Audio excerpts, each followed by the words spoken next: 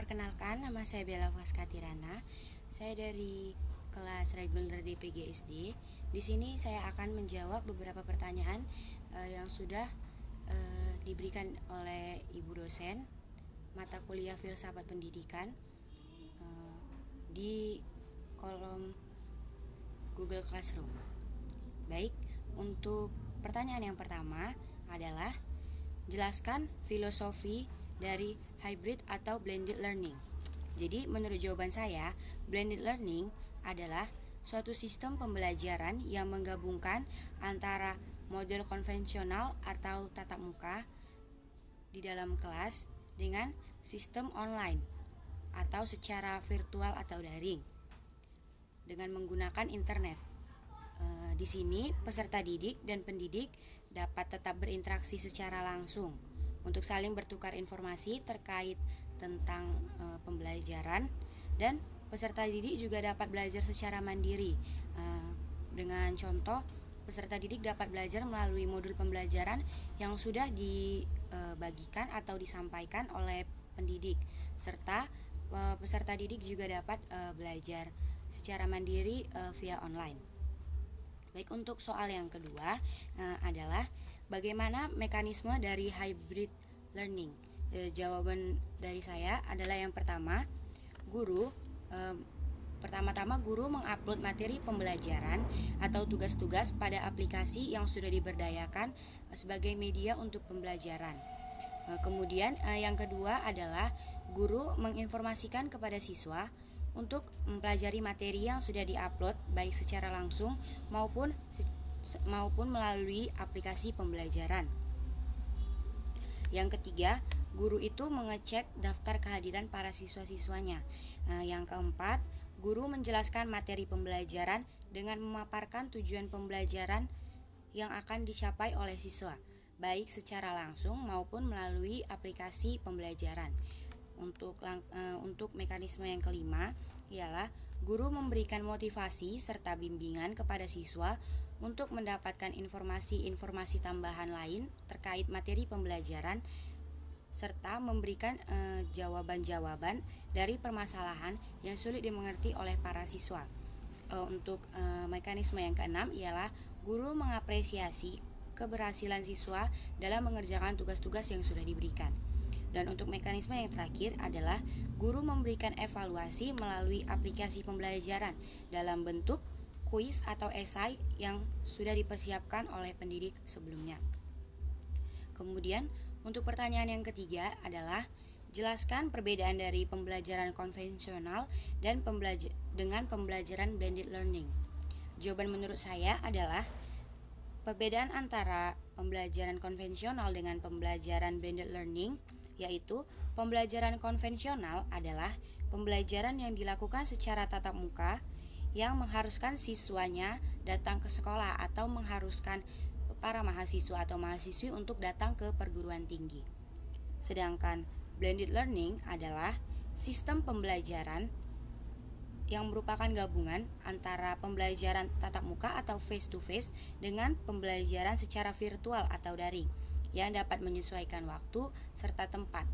Dalam contoh ialah misalnya untuk pembelajaran teori atau penyampaian teori, pendidik bisa menyampaikan melalui pembelajaran secara virtual. Sementara untuk praktek dari materi yang telah disampaikan, pendidik dapat melakukannya dengan cara pembelajaran secara tatap muka atau face to face. Selanjutnya, untuk pertanyaan yang keempat adalah apakah masih perlu blended learning dilakukan setelah masa pandemi ini berakhir? Jadi menurut jawaban saya adalah jika masa pandemi memang sudah benar-benar berakhir dan virus COVID-19 sudah tidak ada lagi, maka menurut saya tidak perlu lagi digunakannya sistem pembelajaran blended learning ini. Mengapa?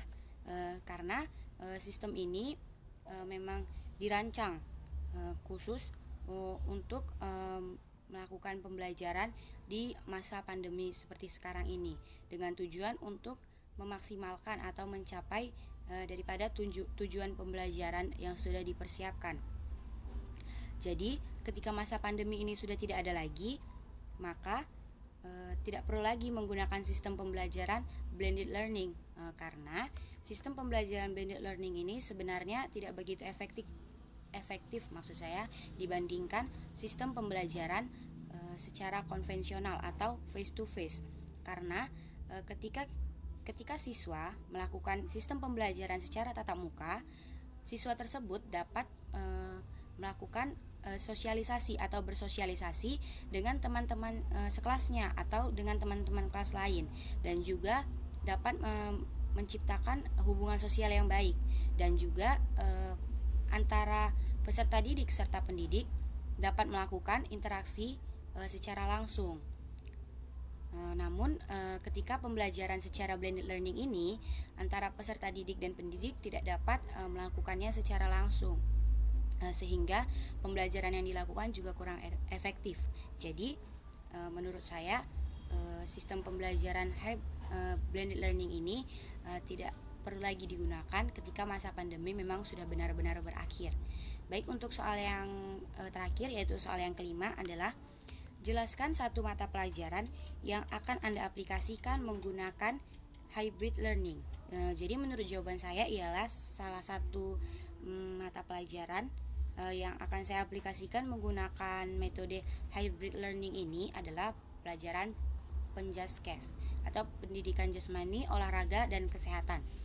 Karena kita tahu sendiri mata pelajaran Penjaskes ini terdapat teori serta praktek.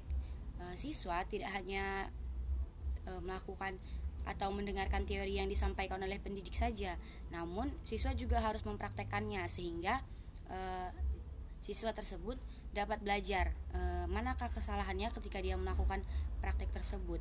Jadi menurut saya untuk salah satu mata pelajaran yang akan diaplikasikan adalah pembelajaran mata pelajaran Penjaskes, karena untuk teori dapat dilakukan secara virtual, sementara untuk prakteknya dapat dilakukan secara tatap muka. Contohnya dalam materi lompat jauh. Lompat jauh memang bisa dipelajari teorinya atau cara-cara melakukannya, pengertiannya melalui pembelajaran secara online. Guru dapat menyampaikannya secara online, menyampaikan materi pembelajarannya. Namun untuk prakteknya tersendiri, guru memang harus benar-benar memantau dan melihat bagaimana sih siswa ini melakukan lompat jauh ini, apakah sudah sesuai dengan cara-cara yang sudah disampaikan berdasarkan teori ataukah memang belum. Jadi perlulah pelajaran Penjaskes ini dilakukan dengan metode hybrid learning. Baik, sekian jawaban atas pertanyaan-pertanyaan yang sudah diberikan oleh Ibu dosen Sri Mustika Aulia. Saya memohon maaf jika ada kesalahan dalam berkata-kata. Saya juga memohon maaf jika dalam perekaman video ini para pendengar mungkin tidak kondusif saat mendengarkannya. Baik, terima kasih untuk waktu yang sudah disediakan dalam mendengarkan video ini. Saya ucapkan terima kasih dan selamat pagi.